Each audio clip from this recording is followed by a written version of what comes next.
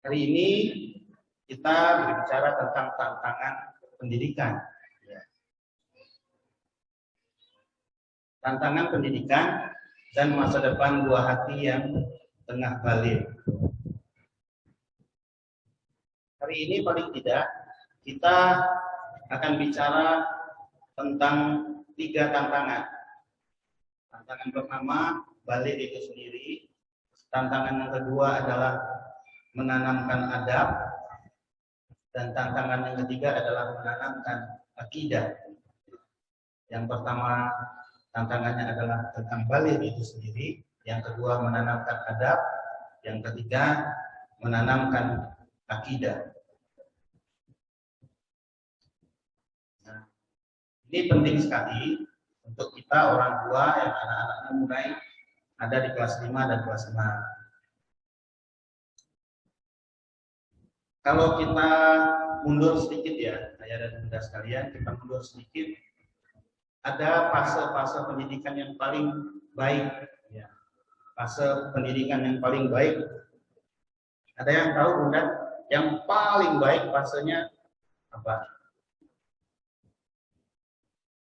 Disebut dengan Diamond X, ya, usia Diamond, usia intan berlian, Diamond X. Setelah Diamond X, Golden X.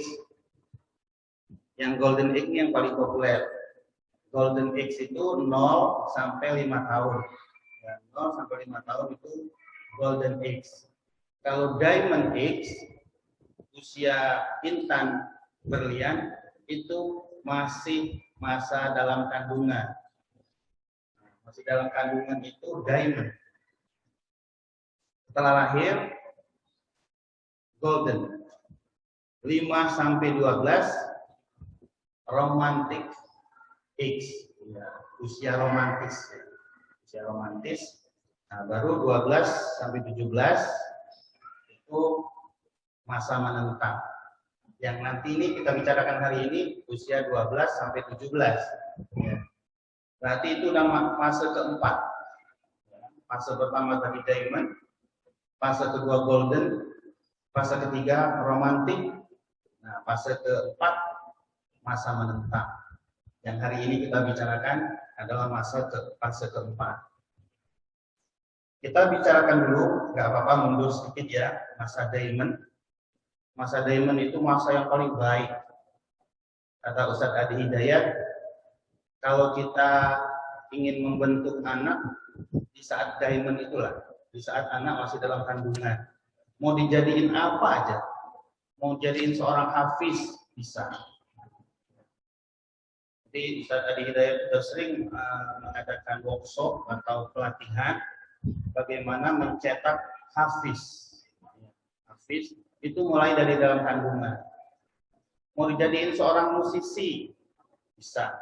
Mau dijadiin penyanyi terkenal, bisa. Mau dijadiin seorang ilmuwan, seperti Pak Habibie, bisa. Mau dijadiin seorang apa aja yang kita inginkan, mulai dari masa kandungan. Nah, ini bunda-bunda yang masih punya peluang untuk hamil lagi, ini jadi Miller. Yang sudah stop programnya, pengen diberhentiin stopnya, dibuka kembali. Karena ya dulu saya belum ngerti ya, program Ustadz Adi Hidayat ini luar biasa dan sudah terbukti banyak anak-anak yang hafal Quran usia 6 tahun, 7 tahun. Ya. Nah, itu diprogram sejak masih dalam kandungan. Kok bisa? Iya. Jadi kalau pagi sore didengarkan Al-Quran, ya namanya diprogram. Pagi dan sore dengarkan Al-Quran. Nah, kalau ingin jadi musisi, ya dengarkanlah musik-musik. Nah, kalau ingin jadi ilmuwan, nih, bundanya ini yang banyak baca buku.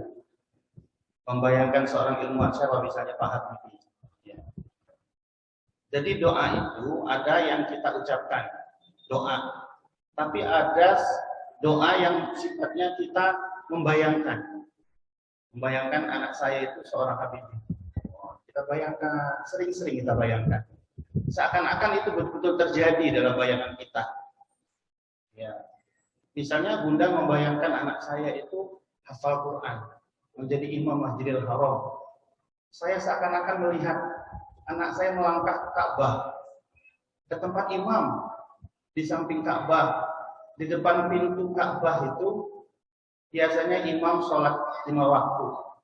Itu anak saya. Terbayang seakan-akan betul-betul terjadi. Itu juga doa. Makanya kita kalau hamil jangan suka nonton-nonton berita. Jangan keluar malam. Kalau berita sekarang kan banyak yang negatif. Pembunuhan lah, macam-macam ya, perampokan. Nanti terbayang. Nah, itu nanti berpengaruh ke janin yang ada di rahim kita. Orang tua-tua dulu kalau hamil jangan keluar malam. Dalilnya apa? Enggak ada dalil. Tapi itu benar. Jangan banyak melihat yang jelek-jelek. Jangan banyak mendengar yang jelek-jelek. Kalau bisa lihat yang baik, dengar yang baik. Jangan stres, jangan depresi. Bagaimana enggak depresi, Pak? Bang hamil ditinggal. Enggak, di sini ya, jauh, itu yang jauh. Sini nggak ada. Nah, di masa hamil itulah Bunda membutuhkan kasih sayang, membutuhkan perhatian. Karena hakikatnya kasih sayang dan perhatian kepada Bunda itu adalah perhatian untuk si janin. Ya. Anak ketika masih dalam rahim dia sudah mendapatkan belayan kasih sayang. Makanya Bunda pahala hamil itu besar banget. Ibundanya Imam Syafi'i itu ketika hamil suaminya sudah wafat, panggil Allah. Dan Imam Syafi'i itu dalam kandungan 4 tahun. 4 tahun. Dulu nggak ada dokter ya. Coba kalau ada dokter pasti udah ini harus sesar ini, harus sesar ya.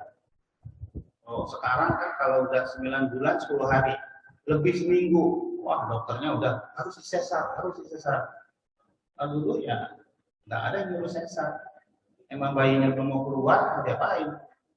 4 tahun. Ya. Nah, pahala yang paling gede itu pahala hamil. Makanya bunda-bunda jangan pernah anaknya udah gede-gede, udah SD, udah SMP, tiba-tiba bertengkar dengan suami. Menyesal saya menikah sama kamu. Jangan ya, jangan mengucapkan itu ya. Kalau menyesal, itu pahala hamil itu dihapus sama Allah. Berarti nggak ikhlas. Ya. Pahala hamil, pahala melahirkan itu besar pahalanya. Pahala menyusui, pahala sering bangun malam karena anaknya haus. Itu pahala semua itu. Tiba-tiba bertengkar, menyesal. Kata suaminya, saya juga menyesal. Nah, akhirnya suaminya kehabisan juga pahala. Suami itu besar juga pahalanya. Ya kan malam-malam itu nggak tidur. Apalagi kalau bundanya yang sakit. Bayi sakit, suami itu nggak tidur. Kalau bundanya sakit lebih lagi ya. Itu pahala semua. Kenapa begitu besar pahalanya? Tadi, memang bayi itu disitulah dia. Masih ada yang ingin punya cita-cita punya anak jadi imam Masjidil Haram? Ada tuh? Enggak ada? Ada satu ya. Cita-cita apa salahnya? Cita-cita itu pun ya, tidak harus anak kita jadi imam Masjidil Haram. Kayaknya mustahil gitu ya. Hafal Quran dengan bacaan mungkin jadi imam Masjidil Haram. Tidak ada yang mustahil bagi Allah. Namanya juga doa. Ya. Ustaz Arifin Ilham almarhum ya. Beliau pernah bilang, saya begini bisa jadi karena doa kakek-kakek saya. Kakek beliau itu keturunan dari Syekh siapa namanya yang dulu jadi Imam Masjidil Haram. Ya, ulama-ulama kita ini banyak yang jadi Imam Masjidil Haram. Jadi Syekh di Mekah. Silakan Ustaz. Tafadhol. Ahlan wa sahlan. Waalaikumsalam.